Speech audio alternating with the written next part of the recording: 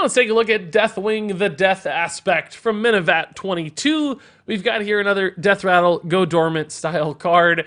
This time though, it's a 10 mana 10/10 with Rush, and you have to gain 10 armor to awaken this minion.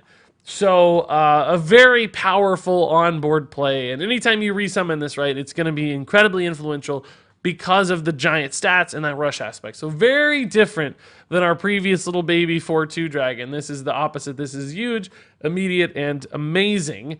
And the difference is, right, number one, this comes down very late in the game. So to play this at all, the game has advanced to a late game state where crazy things are happening that helps keeps cards like this in check a little bit.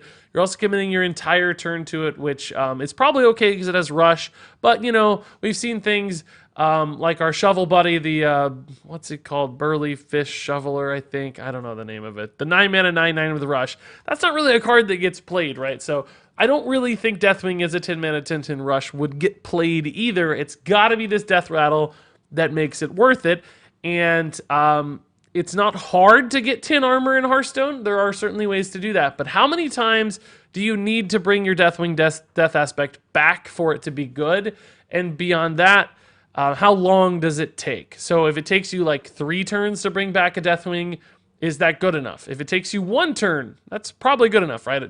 2 straight turns of this would be crazy, oppressive, and powerful. But if it takes you like 3 or 4 turns, that's a pretty long payoff on this card that's probably just average or subpar at its original state. Beyond that, if you only get 2 or 3 throughout the course of the game, is that worth it? Like, yeah, maybe. So there's some kind of math and breakpoint here where it takes like 2 or 3 turns for the first one. Maybe the next one takes 5 turns because you only have your traditional armor up button. Or maybe you're waiting for a Dr. Boom Mad Genius 7 armor to get you there, right?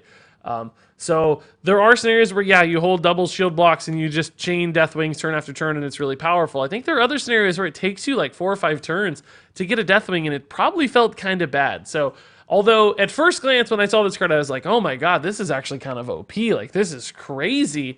The more I thought about it, the more I considered it. I was like, well, no, I think it's going to take a while for this one to pay off. So from a balance standpoint, it's probably just about right.